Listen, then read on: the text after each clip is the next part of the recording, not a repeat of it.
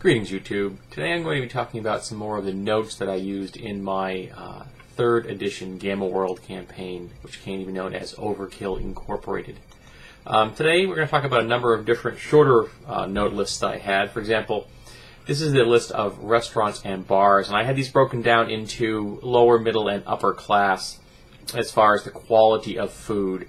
I probably should have used a 5-star rating. That probably would have been easier and a little more conventional, but this worked at the time. We have 3 Armed Smiths, which was food and drinks, kind of like, like a neighborhood kind of place. We had Mom's Mutant Diner, which of course was where you found ubiquitous Mom and Mutant. The Brass Gone, which is a classic colored animal in kind of concept. And Gons were the 3rd edition's slang to represent large mutants that were dragons. So the Gone was the last part of the word. And this was just a throwaway, like the silver unicorn kind of thing. Well, here you go, the Brass Gone.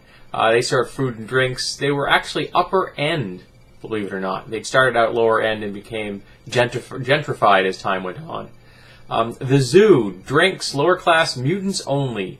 And this was based on a real hardcore bar that used to be in my town where I live. It was called the Zoo. It was nicknamed the Zoo. I actually don't know what its real name was called. And it was a really hardcore bar. There were numerous fights, knifings, shootings, drug deals, prostitution. It was not a friendly place. The Knights of Genetic Impurity, drinks only, obviously a play on words. Boz's Bash, drinks. Lower class, was purely a bar, and it was basically dedicated to the paramilitary scouts and mercenaries, so you had to have some kind of reputation before they even let you in the door. Then we had Archers, food and drinks, again high class.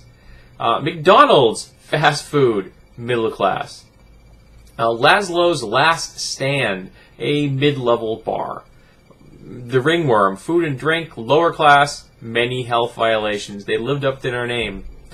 Mourner's Corner, drinks, lower class. Maggie's, food and drink, run-of-the-mill neighborhood kind of place. The Splatter Post, drinks, lower class, gladiators only. There were gladiator combats in my campaign frequently, and you could not be allowed into this place unless you had been in a match. Win or lose, it didn't matter, as long as you were in a match.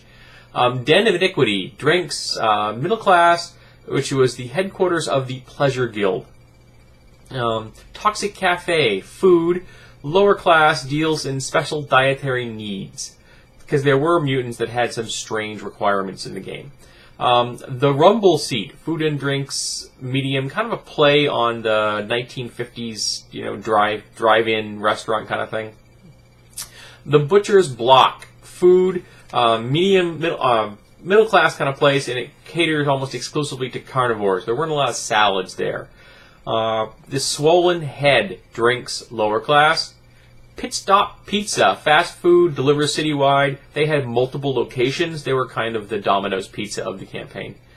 The Dancing Ferret, food and drinks. Now, the Dancing Ferret is a name I have used in every single campaign I have ever run. Fantasy, science fiction, contemporary, future, post-apocalyptic, it doesn't matter. There was always a dancing ferret in my campaign. The Millstone, food and drinks, middle class, vegetarian food only. Farnham's, food and drinks, high-end kind of thing. Down here. Then we had some clubs. These are dancing private clubs, those kind of things. We had Royal Oaks, high-end, members only. This is the kind of place where you don't get in unless you've got the special key. The Poodle Mart, middle class, singles club. Disco Apocalypse, middle class, always open. There were no laws in the city that said you could or could not keep someplace open at any particular time. Shock Rock, lower class, heavy punk scene, loud music, raucous, lots of fights, that kind of thing. Yixel's Wardrobe, lower class. The Yixels, again, were a race of mutant creatures kind of based on flying lions that ate fabric. They were kind of cool. I always enjoyed them. Mirages, high-end kind of hoity-toity kind of place. Whispers, middle of the road, open to the general public, you know, the kind of place where you could bring your date and not have to worry about getting knifed, and they were not going to keep you from coming in if you weren't wearing the latest fashion. Gamma Rays, lower class. It was a real dive. Army Ants Armory, which was a middle-of-the-road adventurers meeting place. This is where people came to hook up with other groups. It was a one step above just general bar. It was an actual club, you know. And the last was Rings, high class, owned and operated by the Pleasure Guild. This is the kind of place you had to get into, only allowed to get into unless you had a connection with the Pleasure Guild. You had to have set up a date, or you had to have someone along the lines that was inviting you in. It was not just open to anybody that walked off the street. Obviously, they wanted to keep things under a certain level of control. They didn't want their clientele exposed to, you know, nosy reporters or boyfriends or girlfriends or wives or husbands or what have you. This was a place where you met your Pleasure Guild date, and you didn't have to worry about anybody whispering anything. Very reserved kind of thing. And I used a number of these in the campaign over time, and they became to have certain reputations, and it was difficult to get into some of them, and that actually created the desire of the player characters and the NPCs to get into these joints. You know, if you could be invited to the Royal Oaks by a member, that was a big deal. You know, you were working your way on the inside track with the movers and the shakers, that kind of thing. So, while this was, you know, just a basic list of some clubs and some bars and stuff, it was a lot of information for seeds. The characters are like, you know, we need to get some information on X. Well, here's a place where you could probably get some information on X. Or, I need to score a certain kind of drug. There you go.